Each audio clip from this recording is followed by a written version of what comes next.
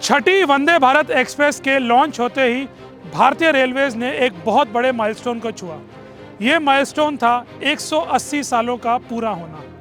जहां देश में ये पॉपुलर धारणा है कि पहली भारतीय ट्रेन चली थी मुंबई से थाने के बीच में, वहीं अब हम अपने इस एपिसोड में आपको बताएंगे कि कैसे चेन्नई बना था वो पहला शहर, वो पहली जगह जहां से भारतीय रेल की असली शुरुआत हुई थी।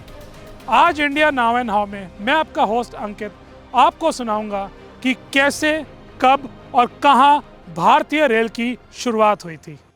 1836 का वो साल, ब्रिटिश इंजीनियर आर्थर कॉटन ने एक रोड और उससे जुड़ते ब्रिज को बनाने के लिए रेड हिल रेलवे को शुरू किया। रेड हिल रेलवे इसलिए कि वो चेन्नई के रेड हिल से चिंतरादिपेट तक चलने वाली थी।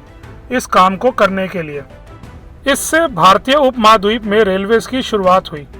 ऐसे ही कंस्ट्रक्शन के लिए फिर 1845 में गोदावरी डैम कंस्ट्रक्शन रेलवे को डोलेश्वरम आंध्र प्रदेश में और फिर 1851 में सोलानी एक्विडक्ट रेलवे रुड़की में बनाई गई।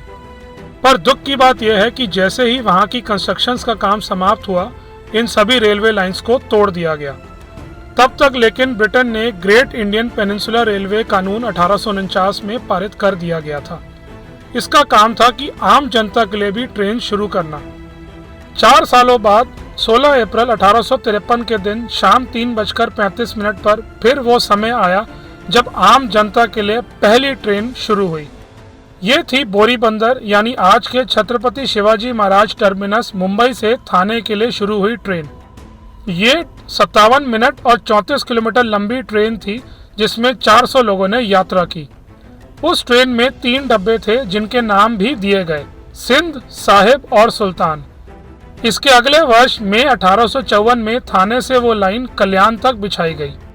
फिर 15 अगस्त 1854 को हावड़ा से हुगली की ट्रेन शुरू होते ही पूर्वी भारत में भी रेलवेज की शुरुआत हुई। दक्षिण भारत ने अपनी पहली पैसेंजर ट्रेन देखी 1 जुलाई 1856 को, जब 97 किलोमीटर लंबी चेन्नई वलाजा रोड ट्रेन शुरू की गई। वहीं उत्तर भारत की पहली ट्रेन चली उसके 2 साल बाद 1859 में, जब इलाहाबाद से कानपुर तक करीब 200 किलोमीटर लंबी ट्रेन शुरू की गई। इन ट्रेन्स के अलावा ट्रैम्स का भी चलन शुरू हुआ जो घोड़े से खींचे जाते थे। 24 फरवरी 1873 में ऐसे ही ट्रैम को कलकत्ता में शुरू किया गया, 1874 में बॉम्बे में, और 1879 एक और कारण से एक बहुत महत्वपूर्ण साल था भारतीय रेलवेज के इतिहास में। उसी साल के अंत में दार्जिलिंग हिमालयन रेलवेज की शुरुआत से माउंटेन रेलवेज की एक भव्य शुरुआत हुई। फिर 1903 में कालका शिमला रेलवे, 1907 में माथेरान रेलवे, 1908 में ऊटी जाने वाली नीलगिरी रेलवे और फिर 1928 में बनी कांगड़ा वैली रेलवेज के साथ ये संख्या 5 तक जा पहुंची। आजादी के बाद अब तक एक ही ऐसी ट्रेन ऐड की गई थी और वो भी 2008 में। वो ट्रेन थी असम से त्रिपुरा तक जाने वाली लुमडिंग सबरूम रेलवेज, जिसको उस साल इनॉग्रेट किया गया। और अब इतने साल बाद जाकर 2 और ऐसी माउंटेन रेलवेज की शुरुआत होने वाली है, जिनमें से एक है 356 किलोमीटर लंबी जम्मू बारामूला रेलवे लाइन और 327 किलोमीटर लंबी छोटा चार धाम यात्रा रेलवे लाइन। अब वापस पीछे जाएं तो 19वीं सदी के अंत तक एक बहुत बड़ी दिक्कत थी जिससे जूझना पड़ता था। एक ऐसी दिक्कत जिससे जान माल पर हमेशा ही एक बड़ा खतरा मंडराता था, और वो था ट्रेनों में अंधेरा होना। बिजली अभी भारत और अन्य कई देशों में नहीं पहुंची थी और ट्रेन्स अंधेरे में ही चलती थी और स्टेशंस भी अंधेरे में ही लगभग ऑपरेट किया करते थे। लालटेन के बाद भी काफी हद तक अंधेरा होता था, जिसके कारण ट्रेन्स में सफर करना अभी भी काफी हद तक अनसेफ था। अंधेरे में चलना सिर्फ अंदर के लिए इनकन्वीनियंट नहीं था, वो एक बहुत बड़ा सिक्योरिटी इशू भी हो सकता था, क्योंकि ना तो आपको बाहर का कुछ दिख सकता था और ना ही ट्रेन के चालकों को।